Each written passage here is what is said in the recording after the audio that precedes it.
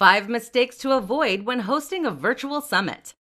In this presentation, I'm going to teach you 5 mistakes common to virtual summit and how to avoid them.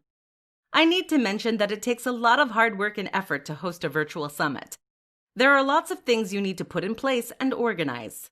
It is apparent you want the event to be a massive success, and you want your audience to have an enjoyable experience as well as create value for themselves. At least that's the whole point of a virtual summit. As much as you'll be dwelling on all it takes to achieve a hugely successful virtual summit, you must dwell on mistakes you need to avoid. These mistakes can make your virtual summit flop. Not to worry, I'll highlight them for you. Just pay attention. Mistake number 1. Avoid last-minute preparations. Timing is essential, and it applies to the virtual summit too. You need ample time to prepare your summit. There are various things to put in place and considerations to make. Organizing everything a week or two before your summit might be inimical. The recommendation is for you to start preparing for your summit 2 to 3 months before the D-Day. This way, you have enough room to fix everything that might skip your attention or tackle problems that might arise during preparation. For the actual setup, you can do this a week before the summit. You'll feel at ease with yourself when you've organized ahead of the summit. More so, your partners will have enough time on their hands to prepping. Mistake number 2. Never select sponsors that offer the same types of products or services. One of the best things that can happen to your virtual summit is finding numerous sponsors.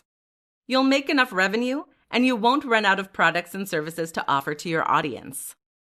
On the other hand, it can be the worst thing too, especially when you select sponsors that offer similar products and services. It only means that your virtual summit will end up as a battlefield for competitors. You should avoid sponsors who are pitted against each other. Instead, you should select brands that complement each other.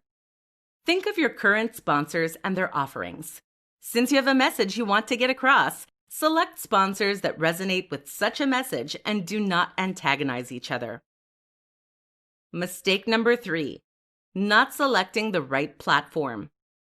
This is a common mistake that happens to many people hosting virtual summits. There are lots of online platforms that you can use to organize your virtual summits. However, not every platform is suitable for your platform. Worse still, it's difficult selecting the right one. To make the right selection, create a list of what you expect from a platform.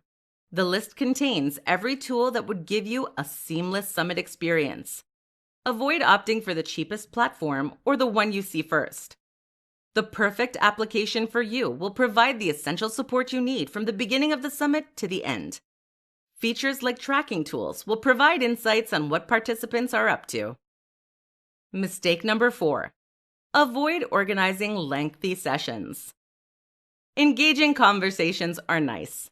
It's the best way to get an audience hooked. However, no matter how appealing a session is, you should not ignore the fact that the average human attention shortens every second. If you want to ensure that your participants enjoy and pay keen attention to sessions, you can limit your sessions to a maximum of 20 minutes each. On average, participants pay rapt attention to sessions between 10 and 20 minutes. The general worry is that 20 minutes might not be enough to convey enough information. You can include resources that participants can read later on.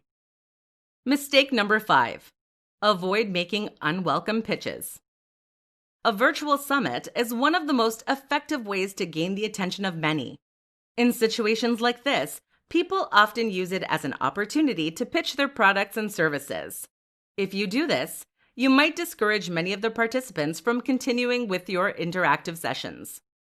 People sign up for virtual meetings because they want to add more value to themselves. A sales pitch focuses more on you than your audience. It doesn't mean you shouldn't pitch at all.